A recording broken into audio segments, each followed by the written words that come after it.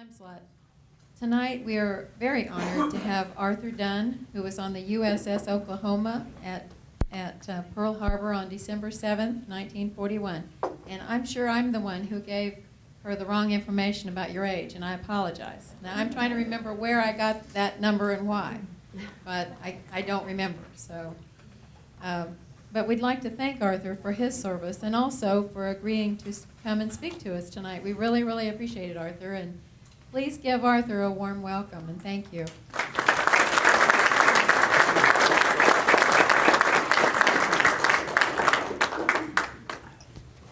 Can you hear me back there? Are you ready? I was born in Yale, Oklahoma, 1923. I lived in 3 different farms around there. We farmed for quite some time. And when that draft came along, my dad gave up, sold out, and we went to town. When I was there until the war was, you could tell the war was coming. And I was in the 10th grade. I wasn't too smart. I quit, and my oldest brother and I went to Tulsa to join the Navy. We had to make 3 trips there in all. They took me in, I weighed 137 pounds, little runt. He weighed about 165, and they turned him down. But the Army got him in about 6 months. So I went to Tulsa and went through everything there, and then they took us to Dallas. Went to Dallas, and we took the oath there. And that was our last chance to back out if we wanted to back out. And I think we about all stayed there. And they put us on a train to go to San Diego, California for basic training. That's the first train ride I'd had. And that's the farthest I'd ever been away from home, too. So we rode the train out to San Diego, and that lasted like 8 weeks. The first 2 weeks were in quarantine, and one thing they did to us, they lined us up, and they had corpsmen lined up on each side, and we went through, and they were vaccinating us as we went through. Some of them old boys just keeled over. Well, I thought I was pretty lucky until mine didn't hit me till about 3 weeks later. And I went completely out of my head, did it. They had took me to the hospital, and when I come around, they said, well, if you'll get up and mop the floor, you can go back to your unit. And I said, well, do you think I can? And I just got conscious, you know. So I got up, mopped the floor, and went back to my outfit. That's what that was a reaction ball, them shots. And after we finished our training and all, why, they gave us 3 choices of station or ship. And I took the Oklahoma. Reason why I took that, my brother-in-law had been on the Oklahoma, and he said it was a pretty good ship. The regulations wasn't too stiff. So I got the Oklahoma. They sent me over there on the Wharton of transport. I went into Pearl Harbor, and Oklahoma was out at sea, and they put me on the Pennsylvania, it was a battleship, until she came in. When she came in, why, they took me to the Oklahoma and they put me in the 2nd Division. That was a deck division. And that number 2 turret was our battle station. That day, we had been out to sea, and we had short-range battle practice. We had quite a bit of experience out there. We got into a storm, and somehow the ship got up, and it broke the shaft on the starboard side. And we had to send a diver down to secure that so we wouldn't lose the screw. And that's when I got initiated to pumping the air to the diver. First thing I'd seen that. But anyway, we went to San Francisco out at Hunter's Point. We figured we was going to get some good stateside duty. We pulled into the dry dock, looked out on the dock. There was a brand new shaft out there waiting on us. So we did get 2 weeks in there. Then we went back to Pearl, and we went out on night maneuvers, and we had qualified for an E, and to do that you had to outshoot everything in your class. And you got paid a little bit extra. But Pearl Harbor come up too soon, and we didn't ever get that pay. But anyway, that we had been out at sea, and we come back in, and that morning I had the duty on the 7th. And I was just going up the ladder to rig for church when they passed the word, and they said, 4-letter word. This is no S4-letter word. You know what that is. Said it's a real name. Man your battle station. The Japanese are attacking us. So I went to the down below. I had to go into the turret from the bottom up. My battle station was on the dividing deck. And why they called it was the dividing deck. Down below in the handling room, they had the projectiles and powder. They sent it up on one hoist. Number 2 turret had 2 guns. They had 2 elevators to go and put your powder and projectiles on. Now, number 1 turret had 3 guns. Number 3 turret had 2. Number 4 had 3. We had 10 14-inch guns on that ship, and we had 8 5-inch 50 broadsides, and we had 8 5-inch 25. That was anti-aircraft, and we had 2 pots of 50 caliber, and that was the size of our anti-aircraft gun. We didn't have hardly anything in that line.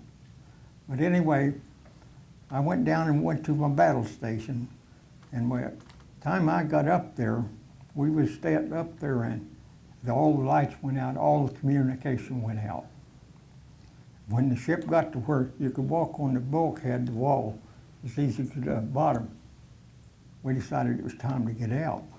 So we had never been up through the top of the turret, and we went up there. We had to find our way out. None of us had been up that way. We always come in from below. And we got up above there, out of the turret, and there was a guy sitting there and said, "Don't go out yet, you're still scraping." So we hung on there until we were sure the ship was going to go over. And some say we had 7 torpedoes, and I've had or to 9, I don't know. But anyway, when she got over to where we were sure she'd gone over, we got in the water. And one of the first things we did was get rid of them white caps. That made too good of a target, and we was on a live thing. We didn't think that was too good. That made too good of a target, because them guys are coming in, dropping their torpedoes and opening up on you, and scraping you. So we split out. I stayed in the water about 2 hours, and I've got several pictures there of things that are happening. I was watching the Maryland go out. There was another battleship. She was tied up inboard from us. We took all the torpedoes. I think she lost 1 man. We lost 439 people that day. But the Arizona lost 1,134. And from on down, the West Virginia and Tennessee lost less, and the Nevada, of course, Arizona lost that big one, and Pennsylvania was in dry dock with Case and Downing. That's 2 destroyers was ahead of her in the dry dock, and they went through minor damage. But when the Maryland was going out, I was out in the water, and I think when they turned everything loose on the Maryland, or the Nevada, I mean, going out, well, they quit scraping us. They got everything on her, and they got her beached. If they'd sunk her in that channel, we couldn't have got anything in or out. But they got her beached, and it left the channel open. And all the battleships were put out of commission that day. Of course, the Oklahoma, the Arizona, and the Utah, that was used to be a battleship. They had converted that to a target ship. That's the 3 ships that didn't ever go back in commission. Now, we had one gun off my turret. They put on the Nevada. They took one off of the Arizona and put it on Nevada. That was the nearest thing that them two ships went to the war on. But anyway, after the course, the harbor was covered with oil and there was a fire. And the motorboats would run around. They shoot the waves away from the ships, try to keep them from burning. The West Virginia was burning. California had settled down. They asked, after I got in the winter, got out, of course I had oil all over me and everything. I found a spigot that had kerosene in it. And I washed off with that.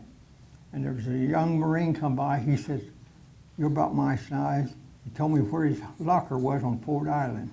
He says, "Go up there and take anything you need, but please leave my tuxedo." So I went up and got a pair of pants. Well, I took a freshwater shower too to get that kerosene off. And I started out the door. I had the Marine trousers and a shirt and a hat on. Unbeknown to me, as I started out, they had me a 1903 Springfield rifle, 2 bandoliers of ammunition. I had become a Marine unaware to me. And I went out on the airstrip there, and that night it was customary for the carriers to come in. They'd send their planes in ahead of them. Well, that night they sent the planes in, and anything that flew was bad news to us. And I was one of them that shot part of them planes, shot at them. I don't know if I hit them, but I shot at them. But anyway, the next day or so, they took me over to the ammunition depot, and I stood watch there with the Marines. We were expecting an invasion there, and their cane field had caught a fire, and we thought that was definitely a marker for them to invade there. There was a creek come by the ammunition depot, and they put me off down in that thing. And I would have been the first one that come up to them. They said, "When they come by, you open up on them, let us know where they're coming." Well, you know what had happened to me if I opened up to them. But they didn't hold an invasion. But I stayed with the Marines and until they took an ammunition train over to sub base. My captain told me not to leave them, of course, in these circumstances. And at the same time, he gave me, all of us, 2 of those yellow envelopes. He said, "Now tear one of these apart and just send it to your next of kin." So I did with mine, and I have a copy of mine over here that's the vanilla envelope disintegrated, but I got a copy of it there. That folks got that Christmas Eve. My mother said that was the best present she ever had. And any questions, I'll do my best to answer you. Anything that, I've got a paper over there, tells everything that happened. Anything I said about that is back right there in black and white. Art, was it morning? Was it in the morning when they struck or? Yes, 7:55. And there was 2 different attacks there. And I have the number of the airplanes that came in. I have all the ships' names are there. The Arizona, or the Shaw, when it was hit, it blew up. There's 3 guys in the barrel of 14-inch guns. That'll give you an idea of how big they were. And these here shows the location of the battleships, where they were at when the attack took place. And the other ones are various things that happened there. But if you have any questions, I'll do my best to answer them. So after Pearl, where did you go then? After Pearl Harbor, where did you go? I went aboard the USS Louisville. That was a heavy cruiser. And I put most of the war on her. How long long did you stay after Pearl Harbor? Stay in December, or 1947, August the 30th, I was discharged. Now, part of that time, you were supposed to get 30 days leave every year. Well, actually, I was home working on the railroad before I ever got my discharge. I'd worked on the railroad out there at least 2 months before I got my discharge. They had to pay me terminal leave, and they couldn't discharge me till I got that served. Any more questions? What was your job on the ship? I was on the Oklahoma. I was a powder man, number 2 turret. There's another survivor that lives in Derby, Paul Aschenbrenner. He had the same station that I did. I'm president of the Pearl Harbor Survivors of Wichita. But the only thing is, I'm just about the only member left. The rest of them can't come. So I'm about the last one of the bunch. But we still hold a meeting with our associate members. That's the wives of the people that's passed on. So what about the wreath? I lay that wreath when the Pearl Harbor survivor dies. I lay that wreath at the grave. I take it to the church, and then I take it to the cemetery. And I'll lay that. That is, if it's off 2 or 3 states, I don't go without that. But anything that's close, I took that and laid it in. Now, I usually lay that somewhere on Memorial Day. Art, do you know how many survivors there are now in Kansas? Pearl Harbor survivors? Yeah, survivors from Pearl Harbor here in Kansas.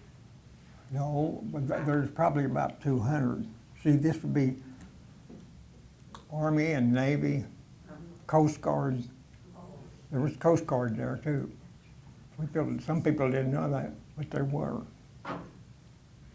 Well, was Arliss Wall on Arliss Wall was on the Oklahoma, and he was on the Louisville too.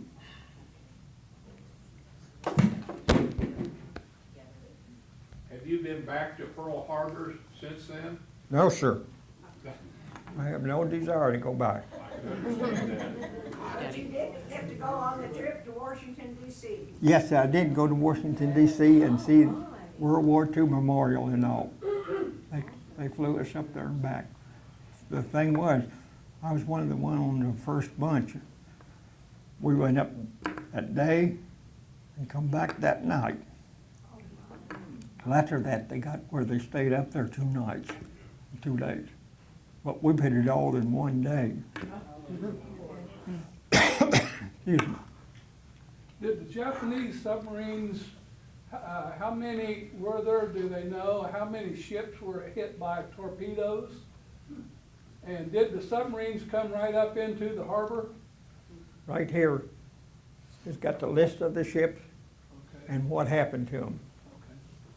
Okay. No, there were supposedly miniature subs come in there, and we heard rumors that one of them had torpedoed Oklahoma.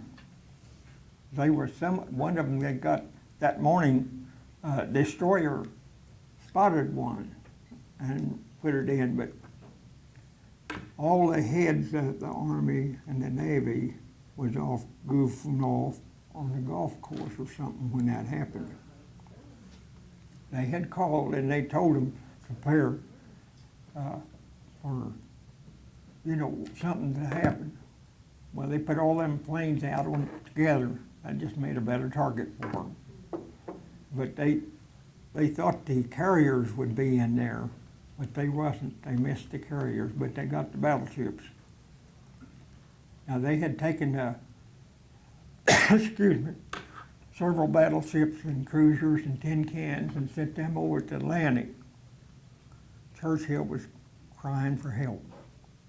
And they sent like almost 100 destroyers. They picked it in the yards and sent them over there to escort them ships because they was getting torpedoed by their subs and all.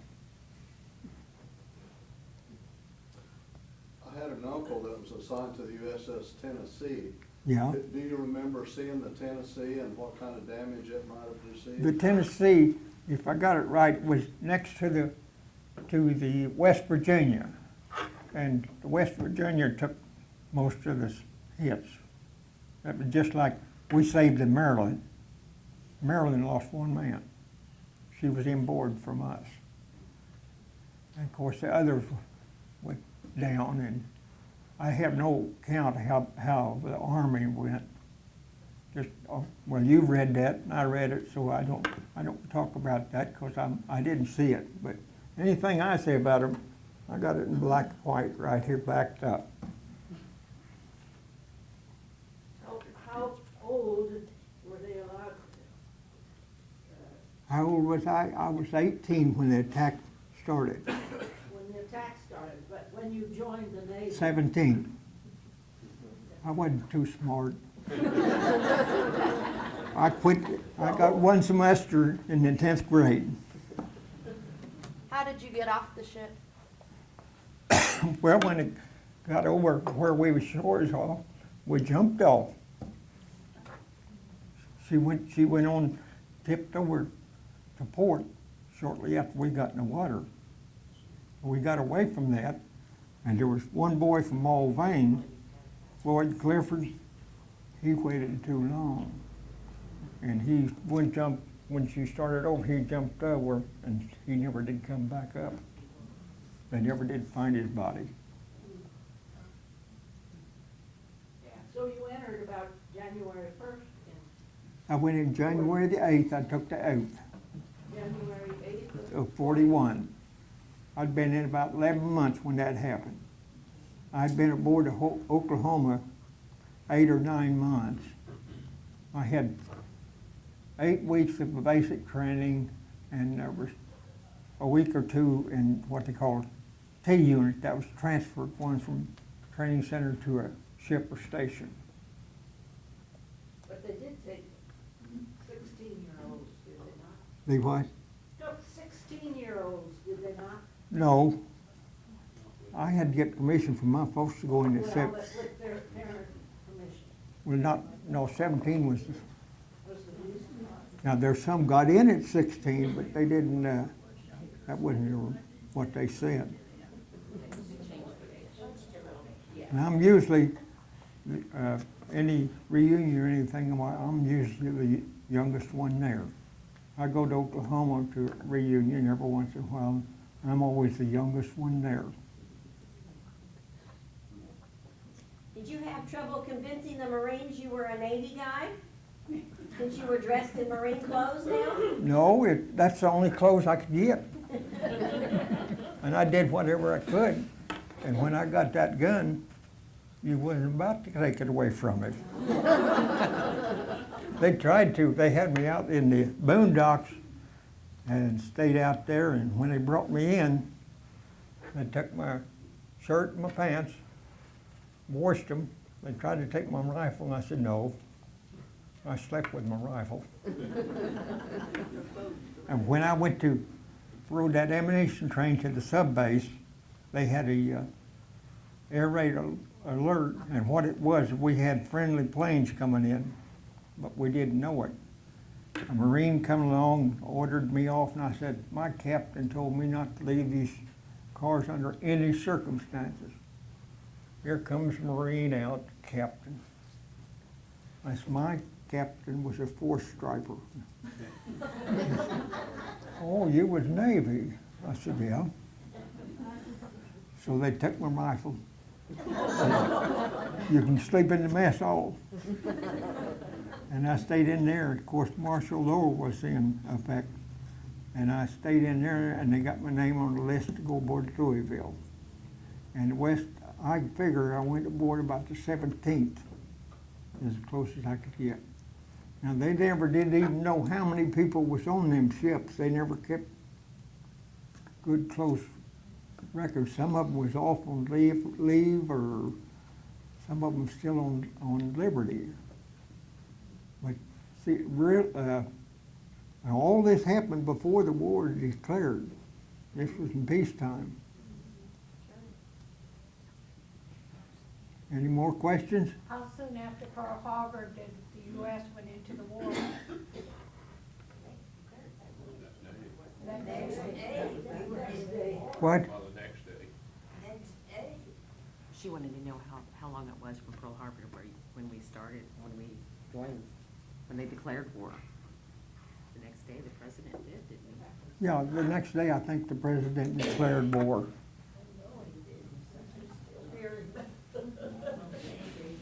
So it's like 24 hours.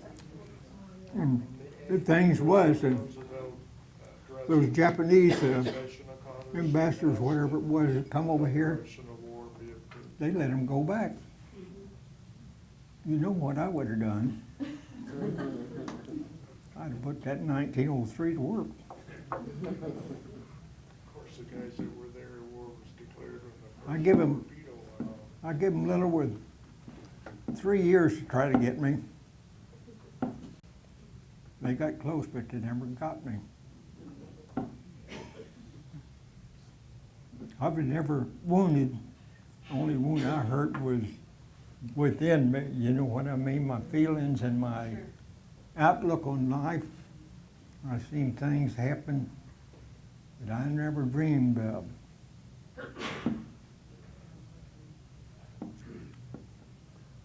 Anything else? I have a statement. I don't have a question for you, Art, but I just want to tell, I went to a meeting today where they said, grasp the time and tell everybody that you know that you appreciate them. I am so grateful that we have somebody like you and these gentlemen to preserve our freedom and give us our rights. Mhm. And I want to tell you, thank you, Art, Thank you. from the bottom of my heart.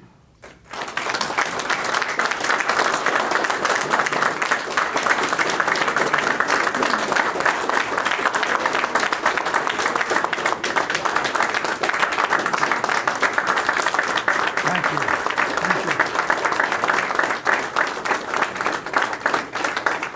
Thank you. Remember Pearl Harbor, keep America safe. They've let our cautions down a lot right now. We're due for something else. We've told them, when I first started talking, I told them was down. That was before the cold was hit. And they were just like, before the war started, battleships was a big thing. It wasn't going to be there. They had anti-aircraft cruisers. They were light armament, but they could travel fast, and they had a lot of ammunition. And they had battle cruisers. They were like a battleship, except they had lots of guns and less armor. They could travel faster, and they had more firepower, but they couldn't take it as much as we could. See, we had 14 inches armament around them turrets. Anything up here that you see that you don't understand, I'll try to help you. You're welcome. I have a question. How many men were serving on the Oklahoma?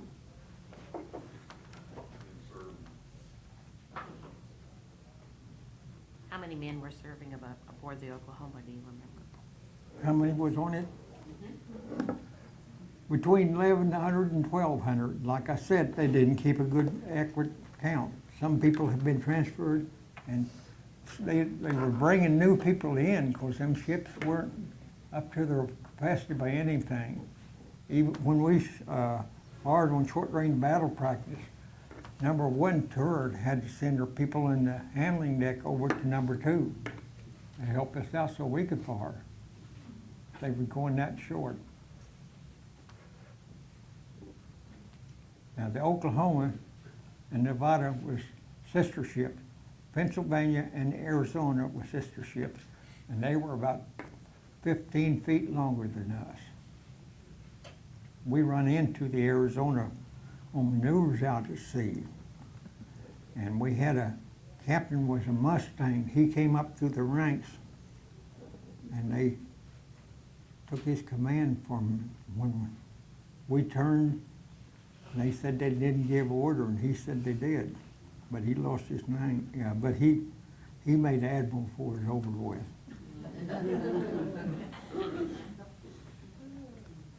Anything else? Well, thank you for having me down here. It's a privilege and an honor.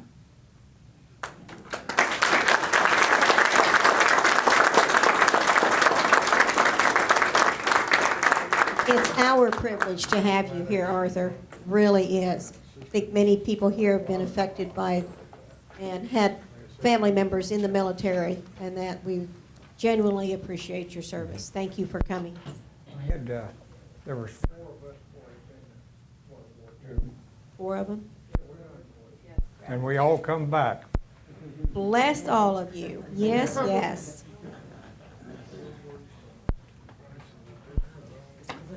We have a drawing.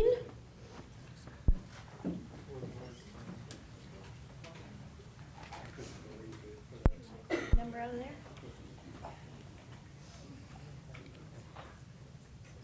Number 25. George Tencliffe. Oh, One of our members. all right. Thank you all again for coming, and Art, thank you so much. Let's give him another round of applause. Thank you.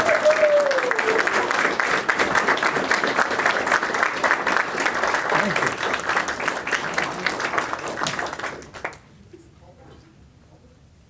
you. Our next meeting is in August. I don't know who the speaker is because Sherry hadn't pinned that down yet, but she will, and just watch the news, and that will get that information out. Thank you all.